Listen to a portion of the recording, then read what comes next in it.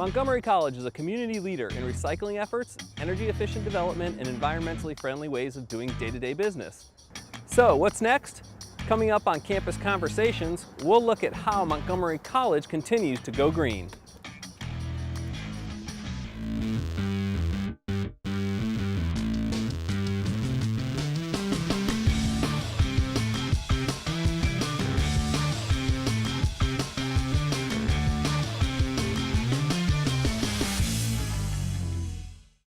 Hi, I'm Jason Rivera, and this is Campus Conversations.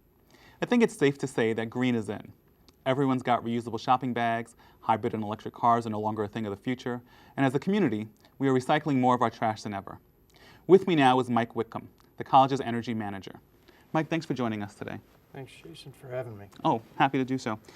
It seems that green is the new buzzword, but it doesn't seem to be new for the college. Can you tell us more about what the college has done in that respect? The college actually has had a resource conservation program since 1987 when I came on board. So I was the first energy manager for the college, and we've been evolving ever since. And today, we're fortunate that more and more people are becoming aware, and this is helping us promote our program. So what are some of the things we're doing today for, did you say resource? Resource conservation. Conservation. It's the same words that you use, green, sustainability. Resource conservation is the umbrella word for cost savings, energy savings, and saving and conservation of resources. Okay. So what are some of the things we're doing at the college now for resource conservation? Well, as far as new building design, we are participating with the U.S. Green Building Council, and we are striving to get all of our buildings certified gold, gold certification. So that's one of the higher ratings of that rating system. And that's related to sustainability? That's correct. The higher the level, you can get a certified silver, gold, or platinum level. Okay. And we're striving for gold right now. Maybe eventually we'll shoot for some platinum buildings. Okay. So what are some of the things we're doing in our buildings to try and get them to that gold standard? Well, the U.S. Green Building Council LEED certification program deals with a lot of different things. Okay. Site issues, which incorporate reuse of sites, so you're not putting green pastures and making them into urban sites. So you reusing sites on a campus like ours is a good thing because we're not using virgin soil and stuff like that. The other thing would be is that we are looking to conserve water resources, make sure the stormwater management, when we maintain good stormwater management practices, we don't send groundwater, stormwater down into the stream beds and pollute the Chesapeake Bay. Right. So we do good site work and make sure that's done correctly. The other thing would be the energy conservation, and that's certainly a big thing. So everything in the building is designed so that we optimize and maximize the use of energy, lighting, air conditioning. The envelope of the building is optimized. We even use renewable resources such as solar energy. Some of the other things we do is material resources. Everything is looked at as to reducing impact on the environment. Okay. Can we use a material that's recyclable? Can we use a material that's produced locally here, so we don't have to spend a lot of money on transportation costs? And then, so we look at all those things. Indoor environmental quality is a big thing too.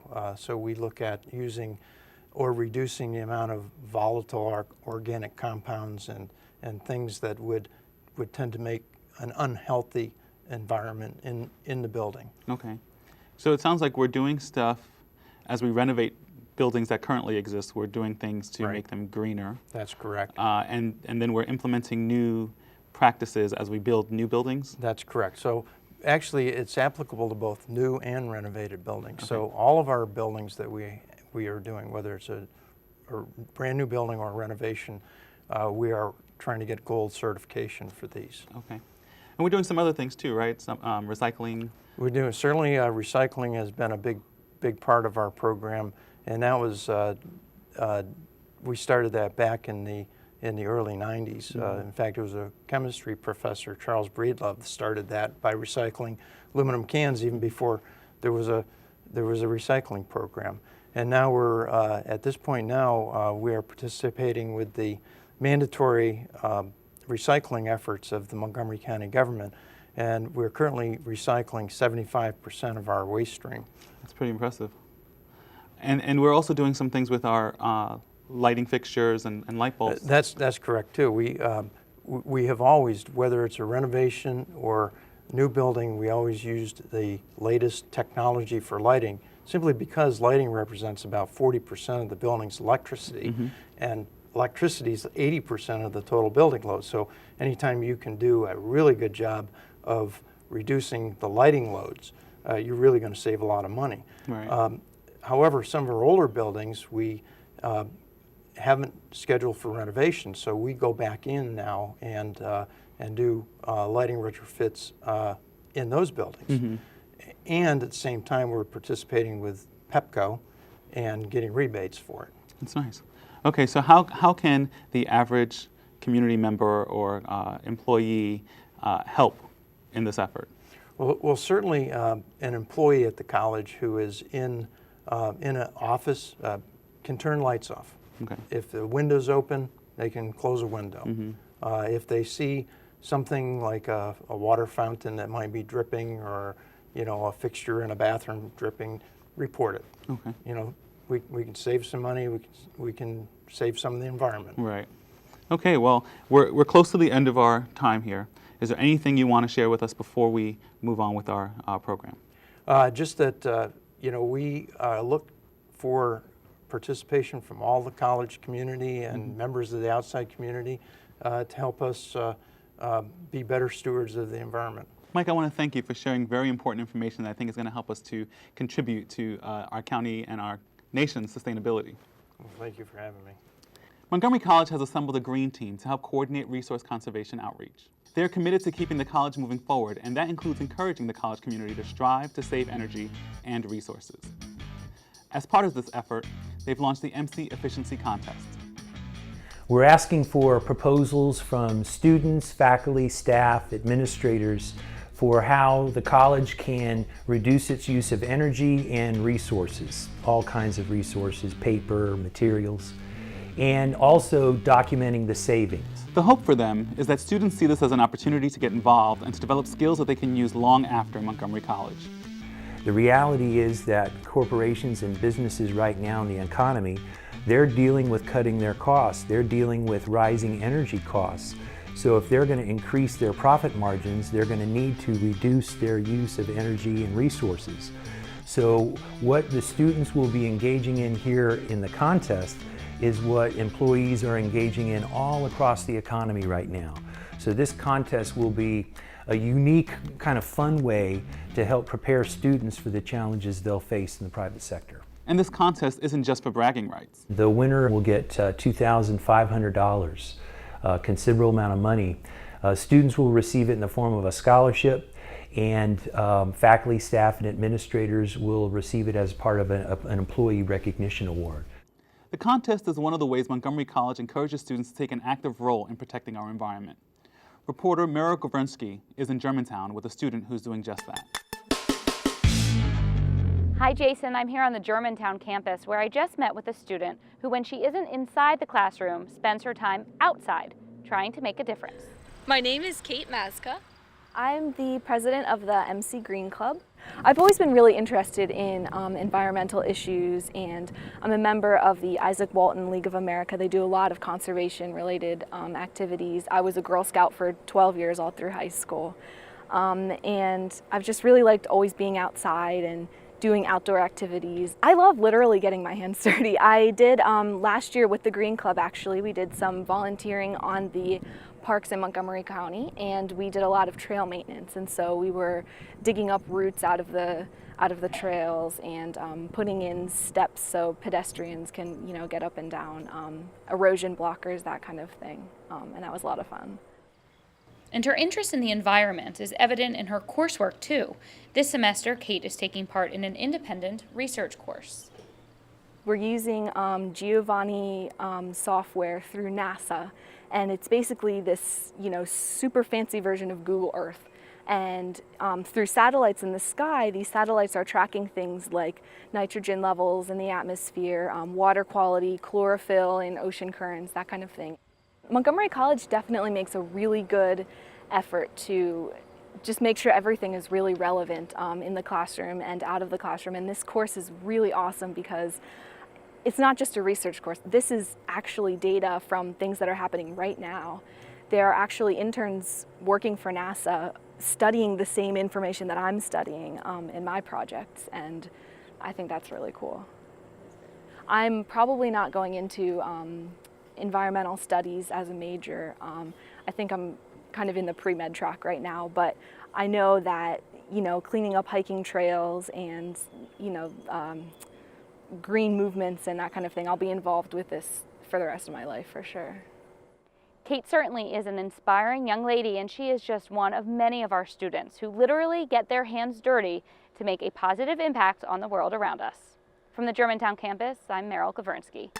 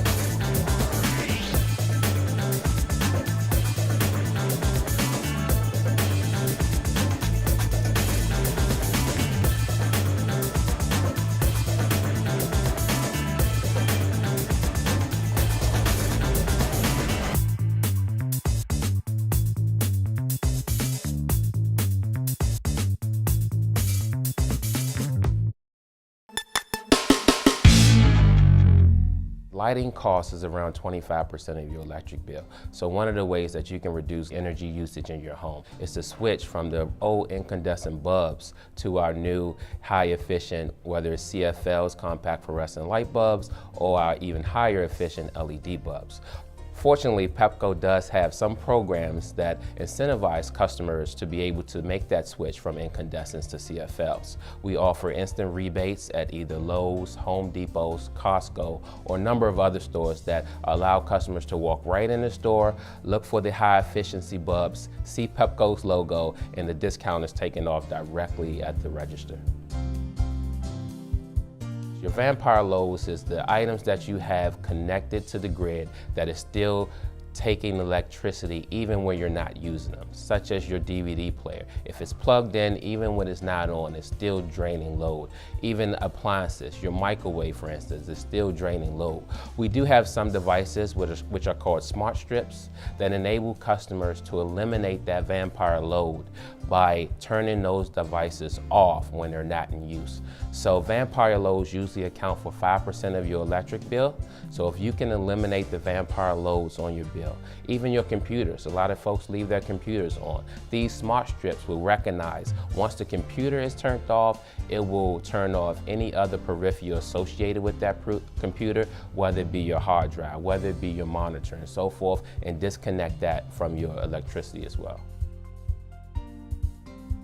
In the Pepco service territory, usually from 12 p.m. to 8 p.m. is peak times. And electricity, of course, costs more during peak times. So you want to reduce the amount of load you can to save energy and to save money during those peak times. So for instance, your dishwasher or washing clothes, if you can wait till after 8 p.m. when the price of electricity is less, that will save you money as well. And of course, the higher efficient your appliances are, the more you can save. And we also have rebates for appliances. So refrigerators, freezers, clothes washers, you can get rebates up to $150 for buying high efficiency appliances. No matter how much you try to conserve energy in your home, if your home is not an efficient home, you're wasting energy. So if you have an older home that's built either in the 50s, 60s, or 70s, and you feel that your home is drafty, you could be wasting electricity. So one of the programs we offer is a home performance with Energy Star assessment. Here we have a detailed professional contractor come into your home, give you everything you need to know about the energy efficiency level at your home.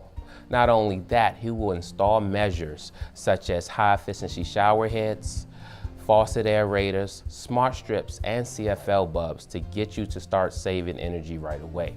And by having this contractor come out, he will give you a detailed energy report on all the things that you can do in your home in order to save energy.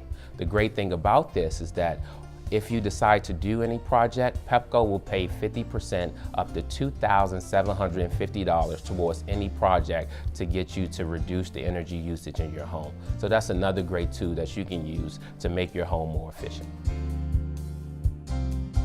Finally, one of the ways that you can allow Pepco to help you save energy is from our Energy Wise Rewards program. Here, customers participate by allowing Pepco to cycle off your air conditioner during peak times of the year. Now, the great thing about this program is that you'll receive a free digital thermostat that our contractor will come out and install at no cost for you, but you will also receive an additional $160 a year for allowing us to cycle off your AC. And the great thing about this program is that since we only cycle off your air conditioner during short periods of peak days while leaving your fan running, most customers see no difference in the temperature at their home. And that's great that you can save energy and save money at the same time while being comfortable in your home. As always, Pepco is here to help. If you want to find out additional information about our energy savings programs, you can go to our website, pepco.com/save energy. Again, that's pepco.com/save energy.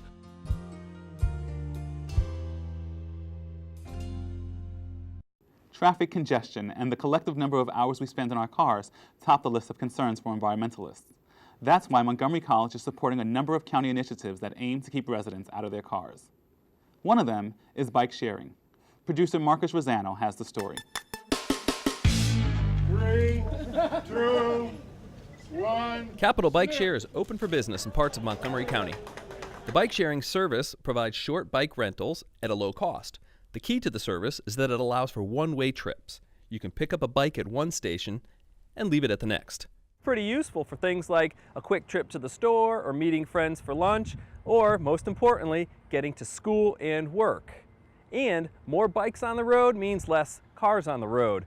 That's great for the environment. There are stations located throughout Rockville, Bethesda, Chevy Chase, Friendship Heights, Silver Spring, and Tacoma Park.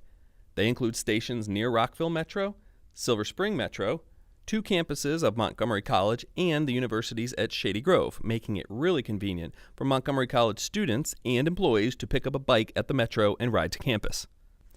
A kickoff event for the Montgomery County expansion was held in late September with a large crowd on hand. We are joining a regional network, as you know, from the District of Columbia, Arlington, Fairfax, Alexandria. So I think it's exciting for the riders, for our young people, for any and everybody who want to be part of the bike sharing program. Well, I think biking in general is, it is so important for exercise. It's great for recreation, but it's also very effective for getting people to work, getting into restaurants, getting into the friends they want to visit, and it also gives us a chance to improve our air quality by getting cars off the road. So from an environmental standpoint, from an economic standpoint, from a quality of life standpoint, it's all good. It provides for access and convenience for a large number of people. It enhances the environment, and it comes as a very effective cost. And when you combine all of those things together, I think that it's quite exciting for our communities. Here's how the system works. You'll need to buy a membership. Annual and monthly memberships need to be purchased online in advance and will operate the system with a plastic key like this one. but 1-day and 3-day memberships can be purchased at any Capital Bike Share station using a credit card. It's $7 for a 1-day membership, $15 for a 3-day membership, $25 for a month, and $75 for an annual membership. Once your membership fee is paid, you can use a bike for 30 minutes at a time. Check into any station within 30 minutes and there are no additional charges. If you do get to a station and there are no open docks, you can use the touchscreen to get 15 minutes added to your time to either get to another station or wait for someone to take out a bike. The bikes are sturdy, 3-speed aluminum models and feature pedal-powered lights on front and back, an adjustable seat, a bell to let others know you're behind them, and a basket for anything you need to take along. Short-term members get a 5-digit code that unlocks the bikes. Monthly and annual members just insert their key, wait for the green light, and they're ready to go. Lift the bike, stow your bag, adjust the seat, and you're off. Each station has a map that shows the bike share stations in that area. You can also download the Spot Cycle app to your smartphone for free. It displays stations and bike or bike dock availability, nearby bike routes, and even has an alarm to let you know when your 30 minutes are almost up. There are currently 14 stations open in Montgomery County with another 37 planned. Add your suggestions for new locations and get more information at capitalbikeshare.com or visit the Campus Conversations website for a link. Marcus, the bike share program seems like a great idea for Montgomery College students. They hop on the metro. When they get off, they can get a bike, get to campus pretty quickly. It's pretty good fun. It's smart and it's fast. It's convenient. Speaking of convenient public transportation, for an MC student with a valid student ID, you can hop on any ride-on bus in the county for free. So that's something that MC students should really use to their advantage. And speaking of public transportation, we sat down and had a chat with Larry Cole, who's one of the Montgomery County planning and transportation gurus. Well, let's take a look. I'm at the Montgomery County Planning Department in downtown Silver Spring, and with me now is Larry Cole, who's the lead planner of the county's transit plan. Larry, thank you for being with us today. And before we got on camera, we were talking about traffic in Montgomery County, and anybody that's watching this right now knows what traffic is, but you've given me some numbers of projections about what the traffic is going to be in the future at Montgomery County, as if it's not bad enough now. Why don't you talk a little bit about the projections that you've learned about? Sure. So the Countywide Transit Corridors Functional Master Plan is the plan that we're working on right now, and it's intended to address future problems, not just the congestion that we're seeing right now, but what's happening in the future. So we use 2040 as the forecast year. So by 2040, the population of the county is expected to grow by 21%, and employment's expected to grow by 39%. The vehicle miles traveled, which is the amount of time that people actually spend on the road driving, or the miles they spend driving, is expected to go about 22%, so in line with the population, but the roads are not keeping pace. I mean, we have very limited rights of way that we can expand roadways, so the lane miles, the pavement on the ground is only going to increase by 5%, so it's expected that the lane miles of congestion roadways would go up by 70%. Wow. So we're talking today about ways to be efficient, ways to stay green, and part of that is public transportation. It's a giant chat, of course, but we're going to whittle it down a little bit to what's called the BRT, or the Bus Rapid Transit System. Talk to us a little bit about, so those who don't know what the BRT is, explain what the BRT is and how that compares to, in general, the other modes of transportation that we have here in the county. Well, Bus Rapid Transit is intended to fill the niche between Metro Rail service, which is a good high-quality service, and existing local bus service. One thing that Metro Rail has is it is very reliable. You know what the schedule is. There aren't delays. And one of the reasons is it has its own dedicated space to work in. Local bus service is stuck in traffic along with everyone else, and it's slowed down by that traffic. There are many stops, so that the travel time is not great. So the idea behind Bus Rapid Transit is that we would give, to the extent possible, dedicated lanes for those buses and limited stops to speed people on their way. Okay, and what are some of the features to bus rapid transit? We talked a little earlier about paying the fare at an off-site location, as well as a thing that's called level boarding. And these are all methods to increase the time and speed people up, if you would. Exactly, right. So the dedicated lanes helps in reliability, but it also helps in speed because now they're not stuck in traffic. The limited stops helps also in speed. The off-board fare collection means that those transactions between the patron and the driver don't happen anymore. They happen off the bus. So when you get on the bus, you're ready to go. The level boarding is also to speed people getting on and off the bus so that they don't have that extra time involved. Okay, and let's bring this back to Montgomery College, the aspect that we have campus in Tacoma Park, Silver Spring, we have Rockville, and we have Germantown, and that is one heck of a busy corridor if you're going to go from Silver Spring all the way up to Germantown. Talk about how that can help the college students, and a little difference between what is the difference between the ride-on and what would be the proposed difference between the bus rapid transit for the college students. Okay, so we have 10 different corridors in the bus rapid transit network. Maryland 355 North goes past the Montgomery College, Germantown campus, and the Rockville campus. It goes pretty much right by the campus in Rockville. There has been discussion that would need to be worked out during more detailed facility planning as to whether the bus would actually divert into the campus or whether it would stay out on 355. And similarly in Germantown, whether the bus would stay on 355 or whether it would move over to observation. And we would need observation drive to be completed through the campus, which is in the master plan, in order for that to happen. We also have for the Silver Spring and Tacoma Park campus a potential extension of the Georgia Avenue streetcar that's planned in the district to go up along Georgia Avenue to the Silver Spring station. So these are multiple corridors. There's also the Carter Cities Transit Way that runs through life sciences and all the universities at Shady Grove there. So this is intended not just to be one line, but it's all intended to work as a high quality coordinated network. Excellent. Well, you're a very busy man because in Montgomery County we all know that traffic is a huge priority. So we want to thank you for taking some time with us today, Larry. Appreciate it.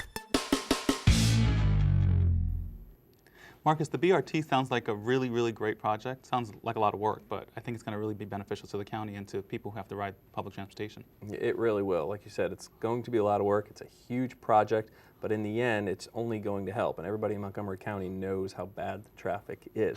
And speaking of the entire notion of going green, what I think we've learned here is that it's a mentality. It's a behavioral change. So it's not. It's less than a physical thing of throwing something away. It's actually changing people's behavior, but it's a win-win situation for people that undertake, these different tasks.